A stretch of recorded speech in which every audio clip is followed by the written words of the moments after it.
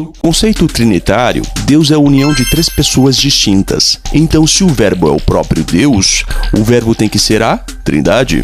Note que, de uma perspectiva trinitária, a Bíblia diz que o Verbo estava com Deus, isto é, não o Pai, Deus, o Pai, o Filho e o Espírito Santo, diante de uma visão trinitária. Então, o Verbo estava com Deus, o Pai, o Filho e o Espírito Santo. E o Verbo era o próprio Deus, ou seja, o Verbo era o Pai, o Filho e o Espírito Santo. Então, na doutrina trinitária, o Verbo estava com o Pai, o Filho e o Espírito Santo, e o Verbo era o Pai, o Filho e o Espírito Santo. Quem é que acredita nisso?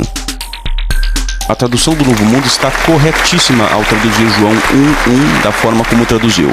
É impossível que Jesus seja o mesmo Deus com quem ele estava junto. Portanto, ele obrigatoriamente tem que ser outro Deus distinto. Essa ideia é apoiada pelo versículo 18 do capítulo 1 de João, onde dois deuses são apresentados distintamente, sendo um desses deuses unigênito, ou o Deus unigênito, ou seja, o único gerado, e o outro é o Deus invisível. João apresenta dois deuses distintos, porém um deles é criado e o outro não. Então o contexto do capítulo 1 de João mostra que sim, Jesus, embora sendo chamado de Deus em João 1:1, ou seja, um Deus, ainda assim é criado à luz do versículo 18, e também levando em conta as diversas implicações diferentes da palavra Deus na Bíblia. Vamos ver João 1:18. Ninguém jamais viu a Deus, o Deus unigênito que está no seio do Pai, esse o deu a conhecer. A palavra unigênito significa o único gerado. A palavra grega básica para unigênito é monogenes, de monos, que significa único, e ginomai, que segundo o dicionário de Strong significa causar a ser,